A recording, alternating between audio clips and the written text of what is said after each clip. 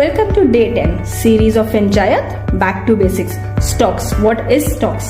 Stocks को अगर मैं आपको आसान भाषा में समझाऊं, जैसे कि मान लीजिए मिस्टर ए ने एक कंपनी के अंदर में पैसा इन्वेस्ट किया या उसके अंदर में उसके स्टॉक्स को खरीदा।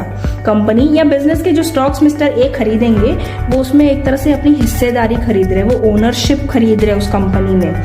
स्टॉक्स को जब आप खरीदते हैं तो आप एक कंपनी में अपनी हिस्सेदारी को बुक करते हैं, और दूसरी तरफ अगर आप स्टॉक्स को खरीद और बेच भी सकते हैं, जैसे मान लीजिए आप स्टॉक्स को किसी कंपनी या बिजनेस के स्टॉक्स को जब आप खरीदते हैं और उसकी अगर वैल्यू ऊपर जा रही है तो उसके स्टॉक्स की वैल्यू भी बढ़ेगी, मतलब आपको प्रॉफिट होगा।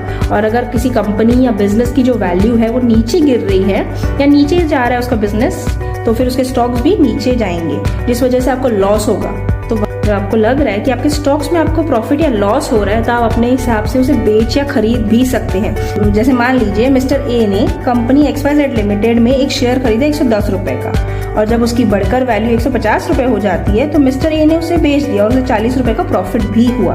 वहीं दूसरी तरफ जब मिस्टर बी ने एक शेयर खरीदा XYZ लिमिटेड का 110 रुपए में, जब उसकी वैल्यू गिरकर 90 रुपए हो गई, जिससे उसे 20 रुपए का लॉस हो गया। तो इसी तरह आसान है ना फाइनेंस की टर्म्स को फिंचायत के साथ समझना। सो शेयर करो सबसे, फॉलो करो अब से फाइनेंस की बात फिंचायत के साथ।